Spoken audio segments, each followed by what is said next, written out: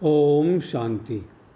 मुरली तारीख 11/7/2024। मीठे बच्चे, शून्य अवस्था अर्थात अशरीरी बनने का अभी समय है। इसी अवस्था में रहने का अभ्यास करो। प्रश्न: सबसे ऊंची मंजिल कौन सी है? उसकी प्राप्ति कैसे होगी? उत्तर: संपूर्ण सिविलाइज बनना यही ऊंची मंजिल है।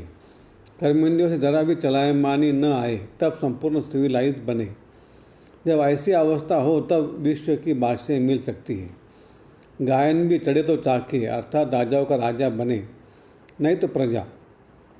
अब जांच करो मेरी वृत्ति कैसी है, कोई भी भूल तो नहीं होती है। ओम शांति। आत्माभिमानी हो बैठना है। बाप बच्चों को समझाते हैं कि अपने को आत्मा समझो। अब बाबा ऑलराउंडर से पूछते हैं, सत्युग में आत्माभिमानी होते या देह अभिमानी? वहाँ तो ऑटोमेटिकली आत्माभिमानी रहते हैं, घड़ी घड़ी याद करने की दरकार नहीं रहती। हाँ, वहाँ यह समझते हैं यह अब यह शरीर बड़ा हुआ, अब इसको छोड़ दूसरा नया लेना है। ये सर्प का मिसाल है, वैसे आत्मा भी यह पुराना शरीर छोड़ नया लेती है। भगवान मिसाल दे समझाते, तुम्हें सभी मनुष्यों को ज्ञान की भूख कर आप समान ज्ञानवान बनाना है, जिससे परिस्तानी निर्विकारी देवता बन जाए। ऊँचे थे उस पढ़ाई है मनुष्य देवता बनाना। गायन भी है, मनुष्य को देवता किए। किसने किया?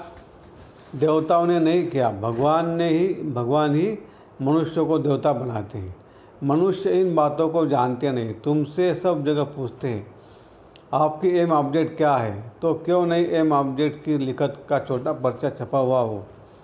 जो कोई भी पूछे तो उनको पर्चा दे दो, जिससे समझ जाए। बाबा ने बहुत अच्छी रीति समझा है। इस समय यह कलयुगी पतित दुनिया है, जिसमें महान परंपार दुख है। अब हम मनुष्यों को सत्युग के पावन महान सुखधाम में ले जाने की सर्विस कर रहे हैं। वह रास्ता बताते हैं। ऐसे नहीं हम अद्वैत नॉलेज देते हैं।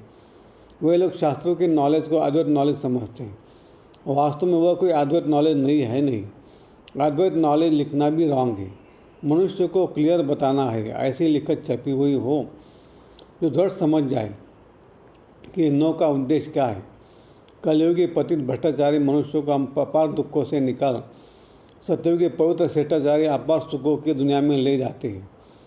बाबा यह ऐसे निबंध बच्चों को देते हैं। ऐसे क्लियर कर लिखना है, सब जगह ऐसी तुम्हारी लिखत रखी हो, झट वह निकाल कर दे देनी चाहिए। तो समझे हम तो दुखधाम में हैं, गंध में पड़े हैं। मनुष्य को ये समझते थोड़े कि हम कलयुगी पतित दुखधाम के मनुष्य हैं। ये हमको अपार सुख मिले जाते हैं। तो ऐसा पर्चा बनाना है। धारणा के लिए मुख्य सार: 1. अपनी संभाल करने के लिए कदम कदम पर जांच करनी है कि 1. आज मुझ आत्मा की वृत्ति कैसी रही। ब. आंखें सिविल रही। स. देह अभिमान वश कौन सा पाप हुआ। 2. बुद्धि में अविनाशी ज्ञान धन धारण कर फिर दान करना है। ज्ञान तलवार में याद का जेवर जरूर भरना है। वरदान: सत्यता की अथॉरिटी को धारण कर सर्व को आकर्षित करने वाले निर्भय और विजयी आत्मा भव।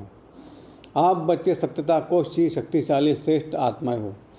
सत्य ज्ञान, सत्य बाप, सत्य प्राप्ति, सत्य याद, सत्य गुण, सत्य शक्तियाँ सब प्राप्त हैं।